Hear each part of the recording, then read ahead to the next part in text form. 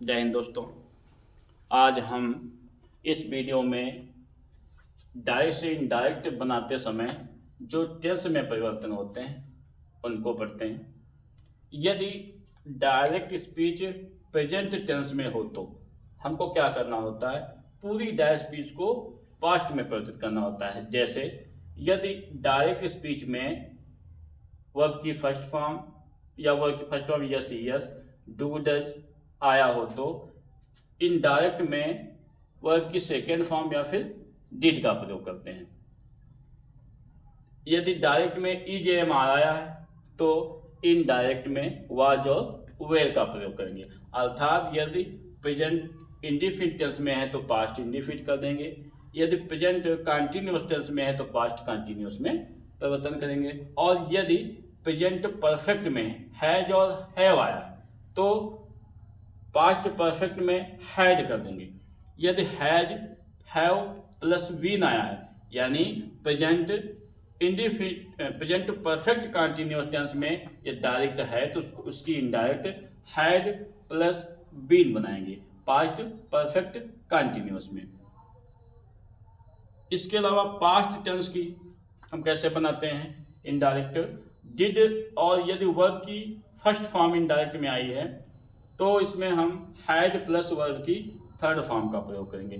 यदि past continuous में was where आया है तो पास्ट परफेक्ट कंटिन्यूअस में हैड प्लस बीन का प्रयोग करेंगे। हैड प्लस वर्ब की थर्ड फॉर्म यदि डायरेक्ट में है तो इनडायरेक्ट में इसको नहीं बदलते हैं, नो चेंज होता है। हैड प्लस बीन यदि है तो इसका इनडायरेक्ट में भी कोई परिवर्तन नहीं होता है। इसके अलावा फ्यूचर टेंस में यदि विल को वुड, शैल को शुड में परिवर्तित करते हैं। ये टेंस में रिपोर्ट स्पीच में 3 परिवर्तन होते हैं, जिसमें एक परिवर्तन जो है टेंस में होता है जिसको हमने आज इस वीडियो में पूरा आपको समझाया है। इसके अलावा कुछ अन्य वर्ब आती हैं जैसे कैन। यदि कैन आता है तो इनडायरेक्ट में इसको हम वुड बना देते हैं, और यदि मे आता है तो इसको हम इनडायरेक्ट में माइट बना देते हैं। डायरेक्ट में कैन है तो इनडायरेक्ट में कुड कर देंगे, में है तो माइट कर देंगे।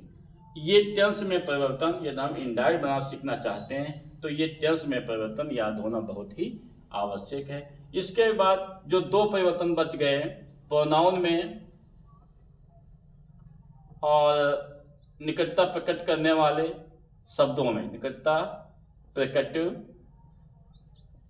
करने वाले शब्दों में परिवर्तन,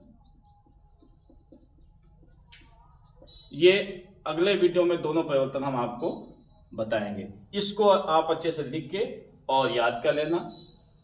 मिलते हैं नेक्स्ट वीडियो में। जय हिंद।